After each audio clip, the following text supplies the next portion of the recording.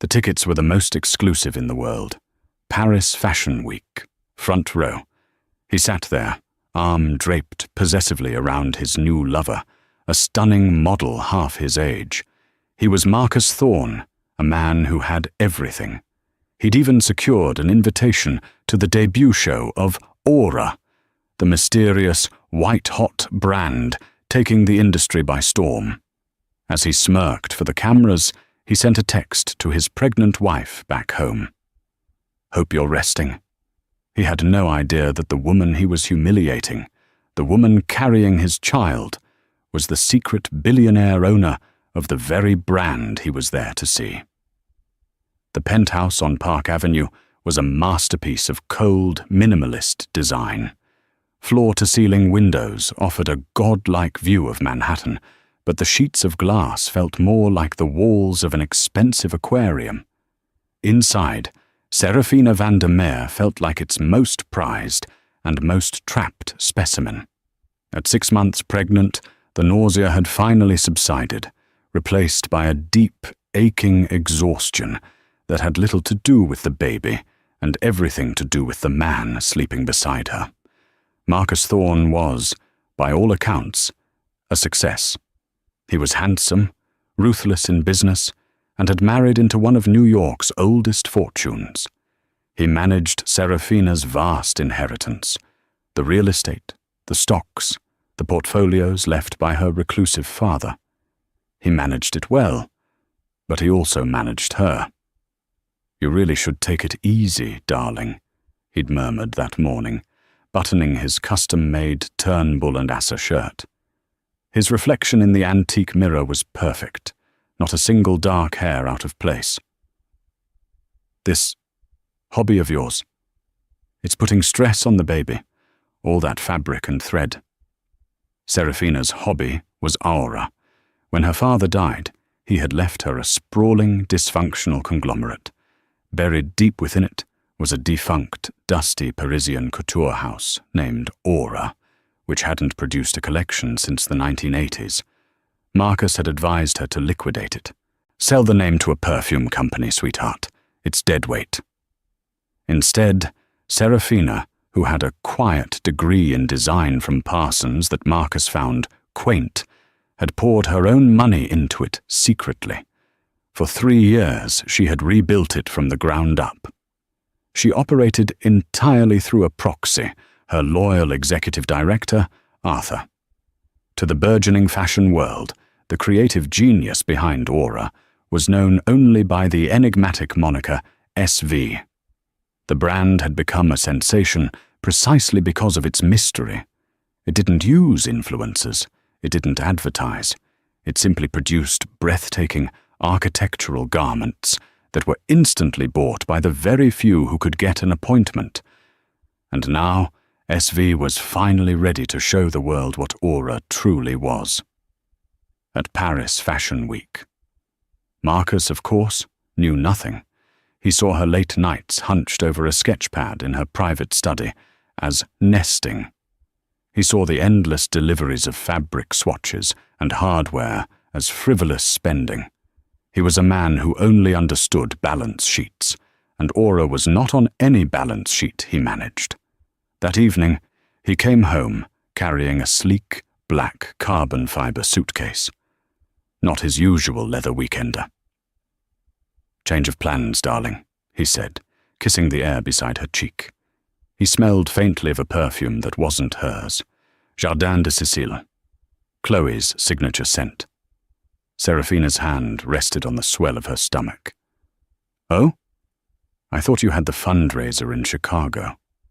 "Postponed. Something massive has come up with the Hong Kong acquisition. I have to fly to Paris. Tonight. I'll be gone through the weekend. Probably all of next week, to be honest. It's a nightmare." Paris. The timing was almost laughable. Serafina kept her expression perfectly placid, a skill she had perfected over 5 years of marriage. "Paris? How dreadful for you. All that business." "Exactly. You know I'd rather be here with you." He patted her stomach, a proprietary gesture that made her skin crawl. You and the little man. He always called the baby the little man, though they hadn't found out the gender. He wanted an heir, a successor for the Thorn name. Well, try to get some rest, she said, her voice smooth as silk. I'll have Maria pack for you. Already done, he said, tapping the high-tech suitcase. I'll be staying at the George 5. Don't call unless it's an emergency. You know how these negotiations are. I know, Serafina said. She knew. She knew Chloe Sanders, an ambitious, leggy influencer with 10 million followers and zero morals, had been posting from the George V for 2 days. She knew Marcus's Hong Kong acquisition was a 24-year-old who saw him as a stepping stone to a modeling contract. And she knew that her own flight, a private Gulfstream GZ50, was leaving from Teterboro in 3 hours, bound for Le Bourget. Marcus was going to Paris for Fashion Week. He just didn't know he was going to her show. You'll be all right here alone? He asked, a final, fleeting glance of obligatory concern. I'll be fine, Marcus. I have my work to keep me busy. He chuckled, a short, condescending sound. Don't tire yourself out with those little sketches, Serafina. Just rest. For me. He left. The heavy penthouse door clicked shut with the sound of a vault ceiling. Serafina stood motionless for a full minute, the skyline's indifferent lights glittering in her eyes. Then she walked to her study, picked up the phone, and dialed her driver. Thomas, bring the car around. It's time to go to the airport. The Aura Atelier was not in a glamorous part of Paris. It was tucked away in the 10th arrondissement, hidden behind a massive, unassuming grey door, the kind you would walk past without a second glance. But behind that door was the nerve centre of the most talked-about brand in the world. While Marcus and Chloe were likely ordering champagne from room service, Serafina, under the name SV, was standing in a cavern of white light, fabric bolts, and controlled chaos. She had traded her Park Avenue loungewear for a simple black maternity dress and comfortable custom-made flats. Her hair was pulled back in a severe bun, and her face, free of makeup, was alive with an intensity Marcus had never seen. No, she said, her voice quiet but absolute. She was looking at the Look 9 model. The dress was a column of midnight blue silk, but it was buckling slightly at the hip. The tailoring is lazy. The seam isn't biased. Arthur, who approved this? Arthur Finch, her director, a man with the weary eyes of a saint and the sharp suit of a surgeon, winced. Antoine, madame, he said it was structurally sound. Structurally sound isn't the point. It's weak. It disrupts the line. Tell him to take it apart and redrape it. Now, she turned to another model, who was encased in a jacket made of thousands of hand-sewn, iridescent black pearls.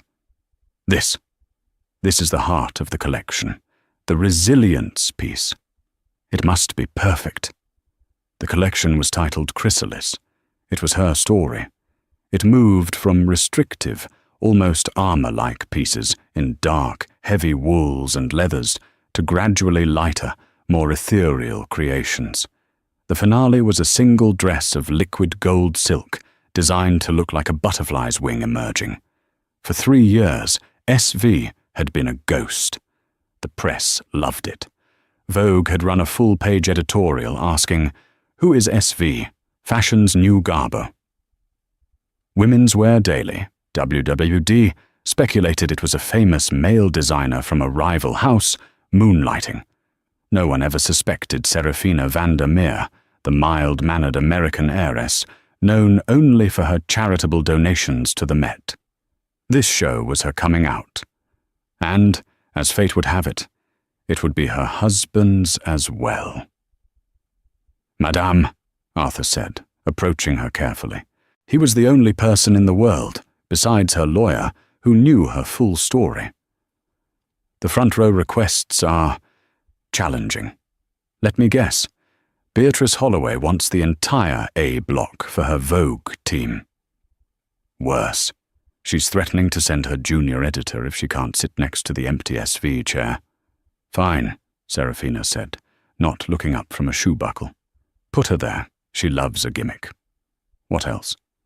Arthur cleared his throat, a nervous habit. We received a request this afternoon from a Mr. Marcus Thorne. He's requesting 2 front-row seats. He's insistent. He says he's a significant private investor in the luxury market. Serafina froze. The heavy gold buckle in her hand suddenly felt like a block of ice. She had anticipated this. She had even, in a dark, twisted way, hoped for it. But the audacity of it still stole her breath. He wasn't just bringing his mistress to Paris. He was trying to leverage his status, a status she gave him, to get into her show. A significant investor, Serafina repeated, her voice dangerously soft. Is he now? He name-dropped his connection at LVMH. It's a legitimate connection, madame. To refuse him, front row, might create friction. Serafina looked up, and for the first time, Arthur saw the exhaustion of her pregnancy warring with the fire of her anger. Friction, she said. Yes, I'm sure it would. She thought for a moment. Her first instinct was to bar him from the building, to have security throw him out onto the cobblestones. But where was the justice in that? He would just retreat, spin a story, and call her hysterical. No, the cage she had been living in wasn't built of glass. It was built of his assumptions. The only way out was to let him walk in, lock the door himself, and watch him realize he was the one who was trapped. Arthur, she said, her voice now clear and cold as a diamond. Madame? Give Mr. Thorne his seats. Give him excellent seats. Front row. Center. Directly opposite the main camera run. Arthur's eyes widened. Madame Serafina, are you sure? The press, I want him to have a perfect view, she interrupted. I want him to see every single stitch, and I want you to place an extra security detail, plain-clothed, near his position. For your protection? Serafina finally allowed herself a small, grim smile. No, Arthur. For his. When the truth comes out, I don't want him to faint and crack his skull on the runway. It would be a nightmare for an intern to clean up. She turned back to the resilience jacket. Now, let's get back to work. We have a show to finish. The suite at the Hotel Plaza Athénée was a symphony of cream, gold, and obnoxious floral displays. Marcus Thorne had chosen it specifically for the balcony view of the Eiffel Tower. It was a cliché, but Chloe loved clichés. She was currently posing on that balcony, pouting for a selfie. She was wearing a red dress so tight it looked painted on, and nothing else. Marcus, baby, she called, not looking away from her phone screen. This lighting is insane. Are you sure the tickets are good? I don't want to be in the second row. Jessica Dane got second row at the Chanel show, and she was mortified. Marcus, loosening his tie, felt a flash of annoyance. Chloe was beautiful, an undeniably perfect accessory, but she was also incredibly demanding. Still, she was his ticket to a different kind of world, the young, fast, social media-driven world that he, with his old money wife, couldn't access.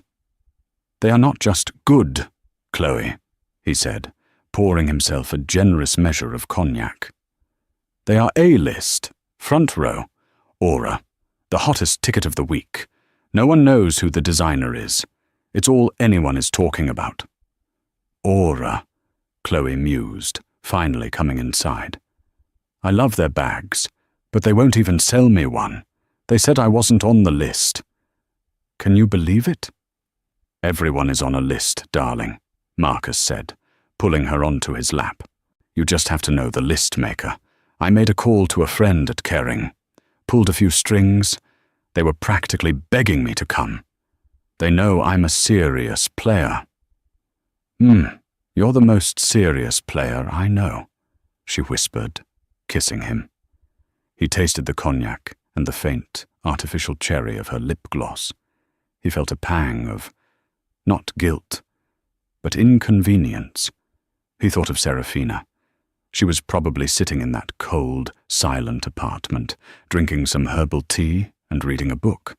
She was a good wife, in the classical sense, placid, predictable, wealthy. But she was boring. She had no fire, no ambition.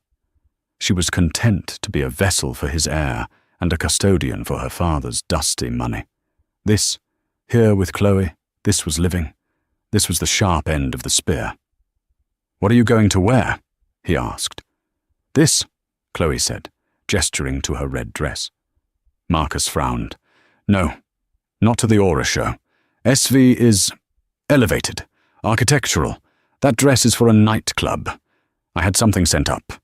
He pointed to a garment bag hanging on the wardrobe. Inside was a sleek, minimalist black dress from the row. It was expensive, understated, and, in Chloe's opinion, a total bore. "It's so plain," she whined. "It's class, Chloe. You're not an influencer tonight. You're my partner. You're sitting next to me. You have to look the part." He was building a new brand for himself. Marcus Thorne, the power broker, the man who moved between old-world finance and new-world cool. Flaunting his mistress at the Aura show wasn't just an act of infidelity. It was a business decision. It was a statement. I am not my boring wife. I am the future.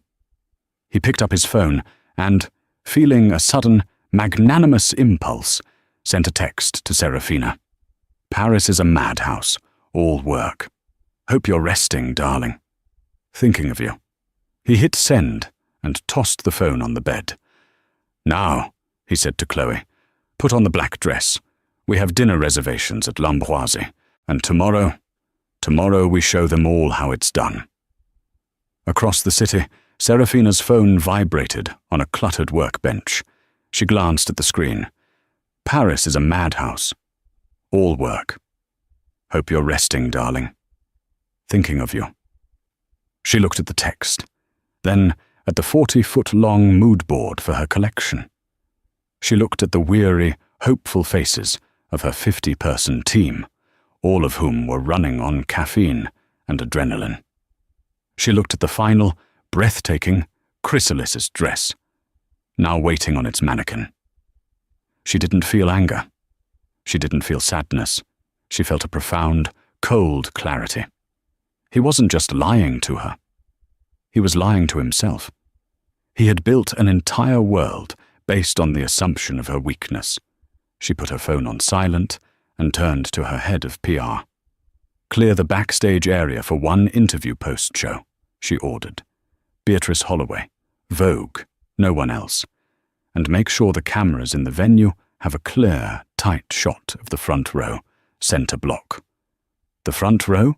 the PR head asked, confused. "But the show is on the runway."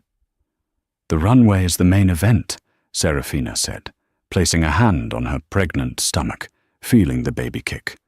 "But the reaction is the story." The Grand Palais Éphémère was electric. The temporary structure, set up near the Eiffel Tower, was thrumming with the high-pitched, frantic energy that only a major fashion show can generate. Outside, a sea of photographers' flashes created a perpetual, strobing daylight as celebrities, editors, and billionaires navigated the cobblestones. This was the circus, and Marcus Thorne felt he was finally its ringmaster. He stepped out of the black Mercedes sedan, adjusting the lapels of his Tom Ford suit. Chloe, beside him, looked striking in the black dress, which she had complained about until the moment the first photographer screamed her name. Now, she was a vision of manufactured elegance, her hand tucked possessively in Marcus's arm. "Marcus! Chloe!" the paparazzi yelled. Marcus gave a reserved, powerful nod. Chloe blew a kiss. They were the new power couple. He could feel it. The air crackled with their arrival. Inside, the show space was a stark, cavernous white box. A single polished black runway snaked through the center.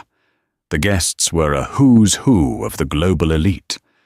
Marcus recognized a chart-topping pop star, a few Hollywood A-listers, and most importantly, the entire editorial staff of Vogue Paris, Vogue US, and Vogue UK.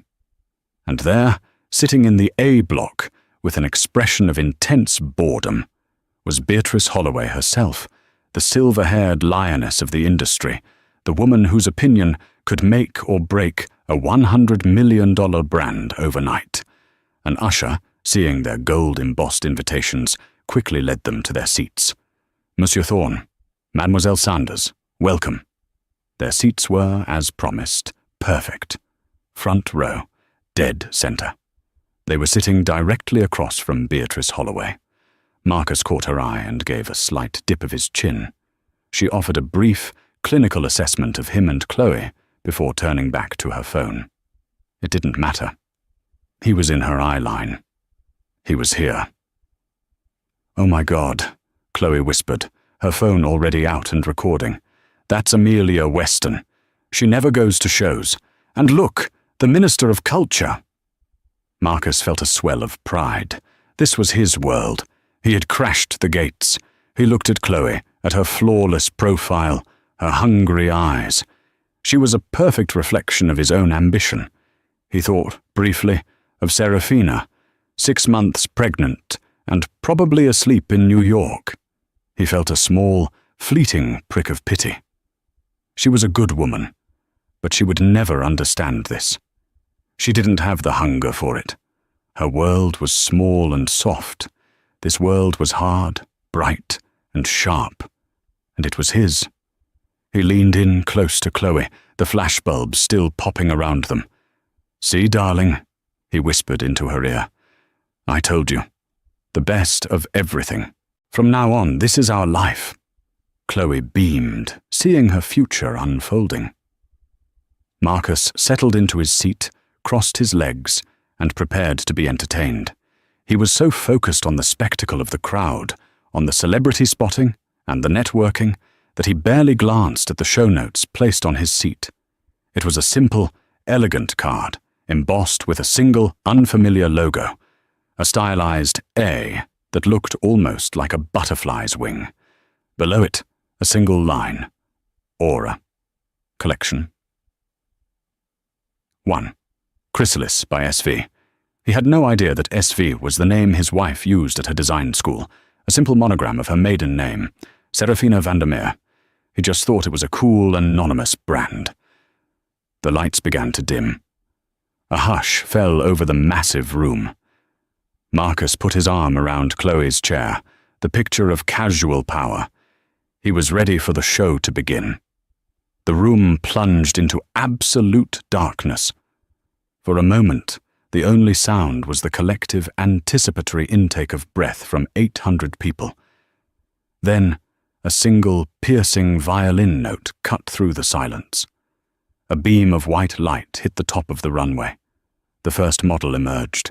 She was encased in a dress of dark slate-grey wool, structured so rigidly it was almost armor. The shoulders were sharp, the waist unnaturally constricted.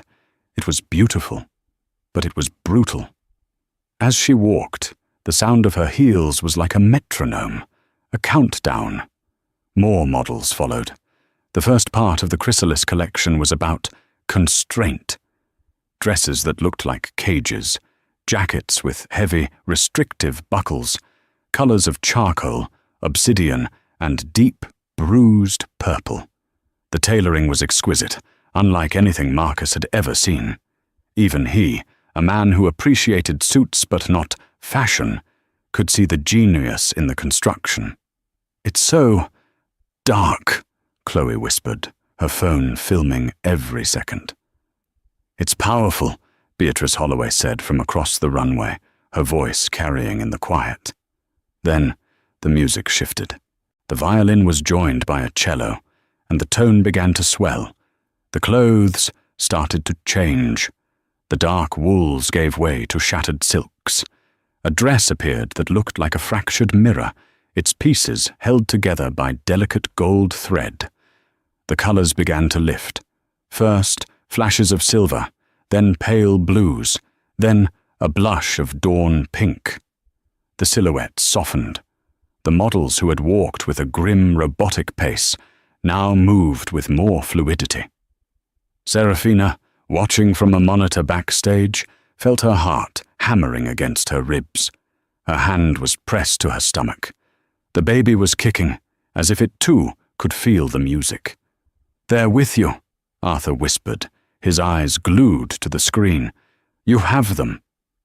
On the runway, the final transformation was beginning. The music swelled to a full orchestral crescendo. The final sequence of models emerged in a blaze of light. The clothes were ethereal, triumphant. They were made of liquid lame, airy tules, and intricate, hand-beaded fabrics that looked like butterfly wings. The final model, the resilience piece Serafina had obsessed over, wore the jacket of 1,000 black pearls, but she wore it open, revealing a simple, perfect white silk slip beneath. She was no longer armored. She was free. The crowd was stunned into silence before erupting into spontaneous applause. Even Beatrice Holloway was nodding, a rare, impressed smile on her face. Marcus was clapping too. He was genuinely impressed. "Incredible," he said to Chloe. "We are definitely investing. I'll find out who this SV house is. We'll get a meeting. This is $1 billion brand. $1 billion." Chloe was just staring, mesmerized. "That gold one. I need that gold one." The final model stopped at the end of the runway. The lights changed, softening to a warm glow. The music faded, replaced by the sound of a single, steady heartbeat.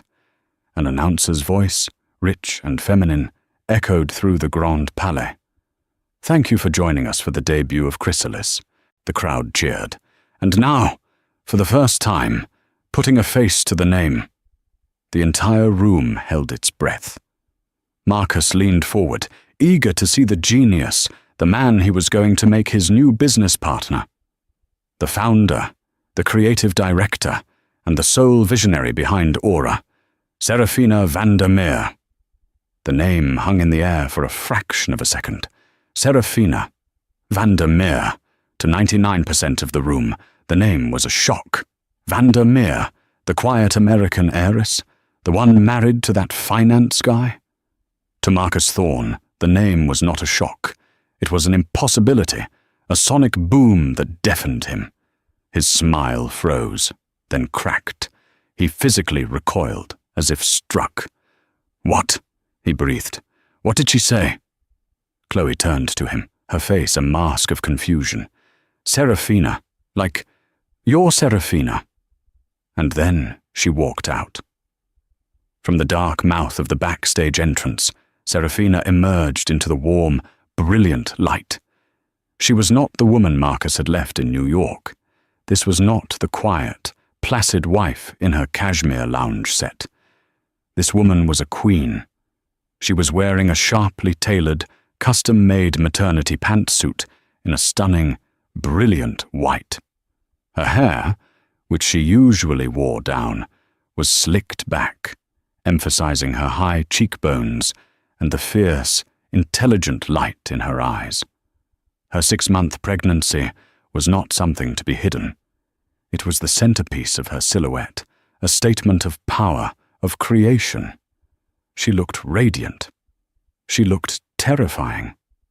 She looked, Marcus realized with a sickening lurch, completely and utterly unknown to him. The room exploded. The applause was deafening. The flashes from the photographers were blinding, a solid wall of white light. Beatrice Holloway was on her feet, leading a standing ovation. Serafina walked slowly, gracefully, down the long, black runway. She passed the models, who were lined up, smiling and applauding their creator. Marcus couldn't move. He couldn't breathe.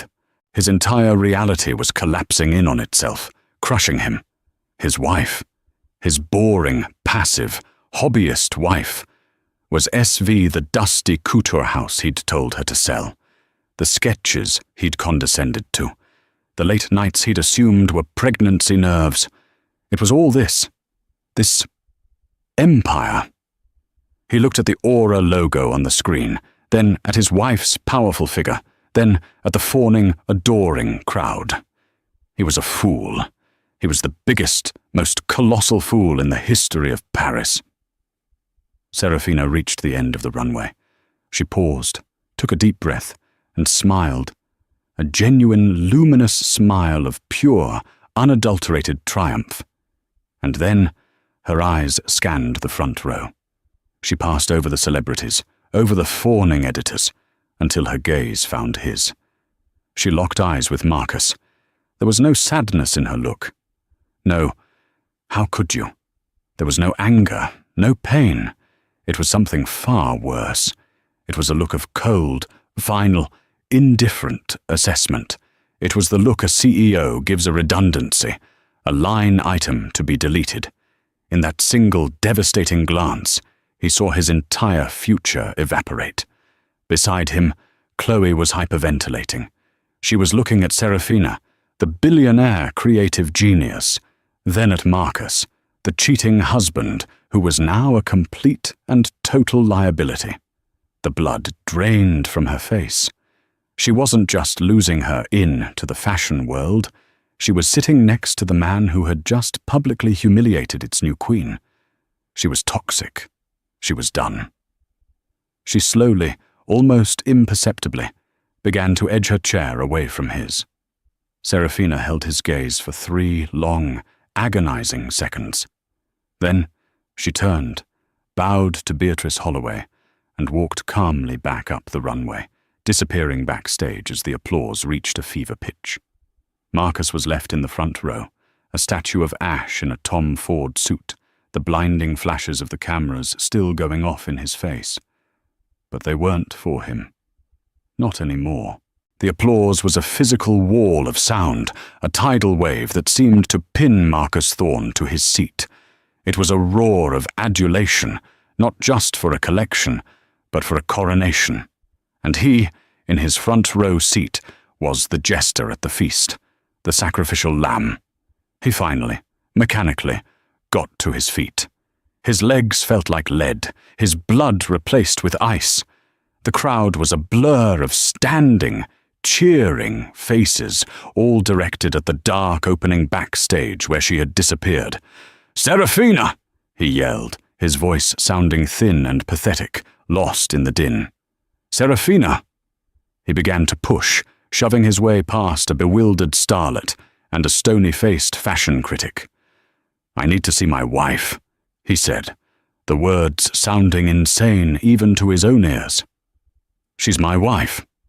He reached the backstage entrance just as 2 massive, black-suited security guards stepped forward, linking their arms. "Sir, this area is private," one said, his voice a bored, professional monotone. "She's my wife!" Marcus roared, his composure shattering completely.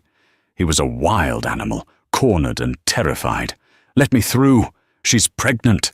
She's hysterical. She doesn't know what she's doing." "On the contrary, Mr. Thorne." Marcus froze. Arthur Finch, Serafina's hobby director, stepped out from behind the guards. The weary, deferential man Marcus had occasionally seen delivering swatches to the penthouse was gone. In his place was a man of absolute, cold authority, his suit sharper than any of Marcus's. "Arthur, thank God!" Marcus gasped, lunging for him. "Tell these gorillas to let me pass. This is a misunderstanding. She's overwrought. The pregnancy—" "I have never seen her more lucid," Arthur said, his voice slicing through Marcus's panic. He held up a hand, not to console, but to stop. "Mrs. Van der Meer is not seeing you, Mr. Thorne. Not now. Not ever. You can't do this. We can, and we have. Arthur's eyes were as indifferent as Seraphina's had been on the runway. Mrs. Vandermeer's instructions were very specific. You are not to approach her, her staff, or her properties. Her properties? Her properties? I manage her properties. I built this. Whatever this dressmaking nonsense is, I funded it with my... You funded nothing, Arthur said, the contempt in his voice a fresh slap. Aura was rebuilt using Mrs. Vandermeer's private, premarital assets, routed through a blind trust in Delaware. A trust you, her brilliant financial manager, never once thought to investigate. You saw her hobby and dismissed it. You saw her, and you dismissed her. Arthur reached into his jacket pocket and pulled out a single, heavy card. This is the name and number of Mr. Robert Davies from the law firm of Paul, Weiss, Rifkind, Wharton and Garrison. He is Mrs. Vandermeer's sole legal representative. All further communication will go through him. One of the security guards placed a heavy, immovable hand on Marcus's chest. Please leave the premises, sir. Now. You can't, Marcus stammered, looking at the card. It was a declaration of war. A war he had already lost. He was physically turned and pushed, stumbling back out into the main hall, which was now emptying. The cold Parisian air hit him as he was ejected from a side door, spitting him out onto the cobblestone street. The circus was over. The last of the black cars were pulling away. He looked around, dazed, his adrenaline replaced by a hollow, sickening dread. Then he saw her. Chloe Sanders was frantically trying to hail a cab, her face hidden behind a curtain of blonde hair. She had her phone pressed to her ear, likely leaving a panicked voicemail for her agent. "Chloe!" he called, running toward her. "Chloe, wait! Get in the car!" He looked for the Mercedes he had arrived in. The driver was there, but the door was locked. The driver simply stared at him, shook his head, and put the car in gear, pulling away from the curb. "Marcus?" Chloe spun around, and her face wasn't angry. It was white with pure, undiluted terror. "Chloe, listen to me. Stay away from me!" she shrieked, her voice high and ragged. She physically recoiled, as if he were diseased. "Oh my God, stay away! Do you know what you've done? Do you know what she's done? It's a mistake. I can fix this." "Fix this? Fix this?" She laughed, a hysterical, broken sound. "Marcus, I'm toxic. I'm the girl who sat next to the dumbest man in Paris, while his billionaire wife humiliated him in front of Beatrice Holloway. My career is over. I'm a joke. You've ruined me." A taxi finally swerved to a stop. Chloe yanked the door open and threw herself inside. Marcus reached for the handle. "Chloe, just listen." "Go to hell, Marcus," she screamed, and she slammed the door on his fingers. He cried out, pulling them back as the taxi sped off, leaving him utterly, completely alone on the dark street. The faint cheers from inside the venue, the final, mocking soundtrack to his ruin. Inside, the atmosphere was euphoric. The moment Seraphina stepped off the runway, her team engulfed her. There were tears, cheers, and the pop of multiple champagne corks. Her head seamstress, a woman in her 60s named Elodie, simply grabbed Seraphina's hands and kissed them. "Magnifique, madame. C'est un triomphe." Seraphina smiled, a genuine, weary smile. She felt the baby kick, a small, affirmative nudge. "We did it, Elodie. We did it." Arthur appeared at her side, a glass of water in hand. "He's gone." Security escorted him out. "He didn't take it well." "He was never going to," Seraphina said, taking a sip.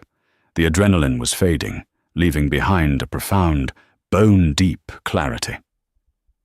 "Arthur, it's time." Arthur nodded, his expression somber but resolved. "I'll make the call." Call Mr. Davies. Tell him the chrysalis has officially emerged. He knows what that means. File the papers. Freeze the accounts. Change the locks. Everything. Today. Yes, madame. And the interview? Seraphina asked. Ms. Holloway is waiting in the private lounge. Are you sure you're up for this? I've never been more ready, Seraphina said. She placed a hand on her stomach. It's time to tell our story. She walked into the quiet, cream-colored lounge. Beatrice Holloway, the silver-haired lioness of the industry, was standing by the window. She turned, her famously severe face broken by a look of profound respect. Seraphina, Beatrice said, her voice rich with approval. I must confess, in 40 years of covering this industry, I have never been so completely and so wonderfully surprised. You played us all. I never played, Beatrice, Seraphina said, sitting down. She gestured for Beatrice to join her. I just stopped letting other people play me. Beatrice clicked on her recorder. Let's talk about the collection. Chrysalis. It's a rather on-the-nose title now, wouldn't you say? Seraphina smiled, a calm, knowing smile. It's a story of transformation, of emerging from a place of confinement. The early pieces, the armor, the constrictions. That was my life. I was bound by assumptions, that I was just an heiress, that I was just a wife, that my work was, she said, her voice hardening slightly, a hobby. And the man in the front row? Beatrice asked, her question gentle but precise as a surgeon's scalpel. Your husband, Marcus Thorne. He seemed surprised. Marcus is an excellent financial manager, Seraphina said, her voice perfectly even. He's very good with numbers he can see on a spreadsheet. He overlooked this particular asset. He advised me to liquidate Iora 3 years ago. He called it dead weight. He saw no value in it.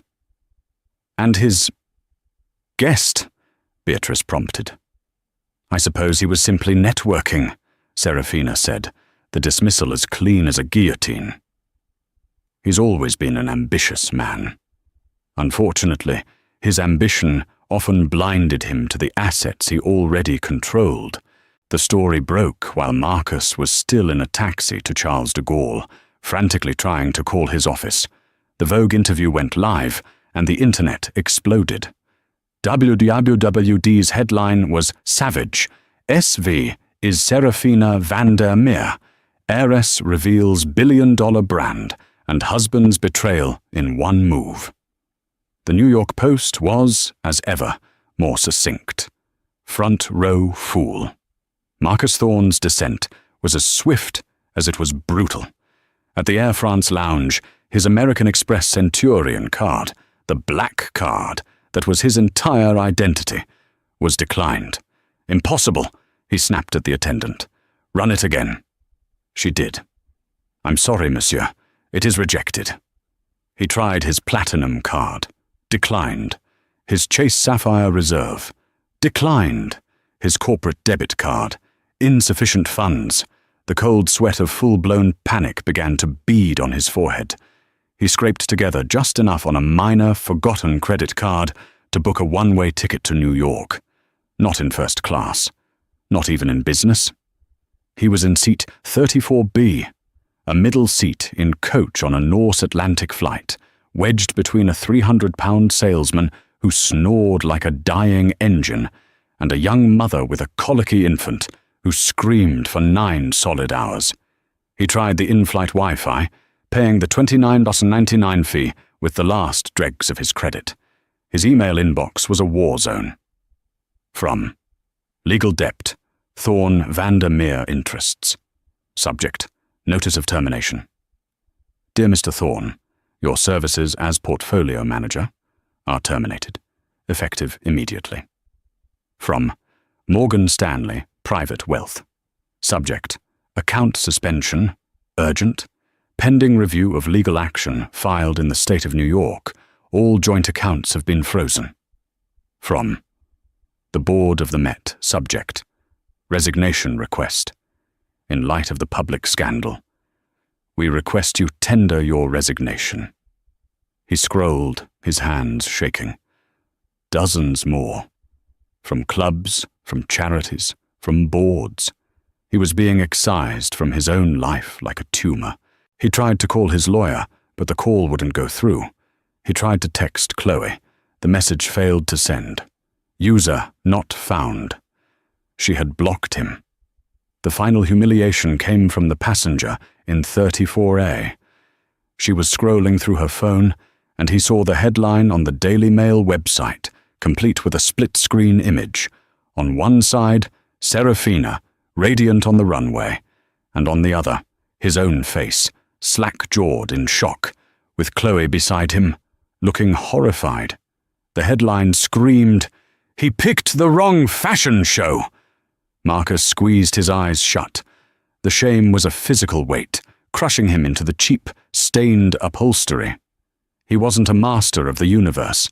He was a middle-seat passenger, and the baby next to him had just spit up on his Tom Ford suit. He landed at JFK, feeling like a ghost. The air smelled of stale coffee and defeat. He walked to the black car service pickup area. No driver held a Thorn sign. He called the service. "I'm sorry, sir," the dispatcher said. "The account associated with that name has been permanently suspended for non-payment." He took a yellow cab, the meters ticking a countdown to his next failure. The cab pulled up to the familiar, opulent, limestone-clad building on Park Avenue. He stumbled out, his rumpled suit reeking of the flight. Miguel, the doorman he'd known for 5 years, stepped in front of the ornate bronze door, his face a mask of professional regret. "Mr. Thorne, I'm sorry, sir." "Miguel, open the door. I live here." "Sir, my instructions are explicit." Miguel would not meet his eye. "From Mrs. Vandermeer's legal team, you are not to be granted access to the building." "What are you talking about? My clothes, my files, my life is in that apartment." "A representative from Mr. Davies's office is here, sir." A thin, nervous-looking man in an ill-fitting suit stepped out from the lobby, holding a single small briefcase. It was the black carbon fiber suitcase Marcus had packed for Paris. "Mr. Thorne," the man said, his voice reedy. "All items deemed your non-marital personal property, purchased prior to your union, have been gathered. They are in this case. A temporary residence has been arranged for you at an extended stay hotel in Midtown. All expenses will, of course, be billed to you. My clothes, my watches, my art." Marcus was breathing in short, sharp gasps. "Are considered marital assets, currently frozen and under review by our forensic accounting team," the man recited, as if reading from a script. "Good day, Mr. Thorne." The man handed him the suitcase, the one he'd packed for his tryst, and retreated inside. Miguel, with a final, pitying look, closed the heavy bronze door. The click of the lock echoed in the street. Marcus Thorne stood on the sidewalk of Park Avenue, locked out of his own life, holding an empty bag. 6 months later, the New York skyline had a new addition. The Aura Tower, a sleek 80-story spire of glass and steel in Hudson Yards, was the new global headquarters for the fastest-growing luxury brand in history. The Chrysalis collection had not just sold out, it had created a 20,000-person wait list and netted over $300 million in pre-orders alone. Aura was valued, conservatively, at $5 billion. Serafina Vandermeer's new office was on the top floor. Unlike the cold penthouse, this space was warm, filled with light, raw wood, and sketches for the next collection. The walls were covered not with art, but with fabric swatches and architectural blueprints. And on her desk, the covers of Forbes, the $5 billion hobby, Fortune, Aura's architect, and of course Vogue, the new empress, were framed. Serafina, however, was not sketching. She sat at the head of a 40-foot-long marble boardroom table, surrounded by her executive team. "The offer from Caring is $5.2 billion for a 20% stake," a lawyer, one of Mr. Davies's partners, was saying. "It's an extremely strong, good-faith offer, Serafina. It would give us unparalleled global distribution." Serafina looked at the numbers, her expression calm. "No." The room went silent. "No?" the lawyer asked. "No," Serafina repeated. "Tell Monsieur Pinault his offer is quaint. We are not looking for a partner. We are looking at acquisitions. I want the Italian textile mill we discussed by Q3, and the leather works in Spain by Q4.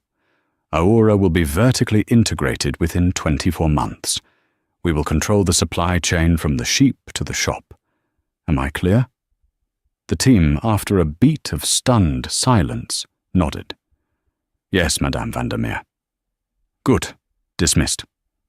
The room cleared, the hard-nosed CEO facade dissolving as the door clicked shut. Serafina walked to a quiet, sunlit corner of her office. There, in a sleek, modern bassinet designed by an emerging artist she'd discovered, her daughter, Aurelia Vandermeer, was stirring. She lifted the baby, who cooed, her tiny hand wrapping around Serafina's finger. "Hello, my love," Serafina whispered, kissing her forehead. "Did you have a good nap? Did you dream of empires?"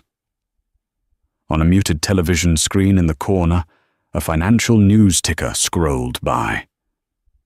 "Former financier Marcus Thorne's countersuit dismissed.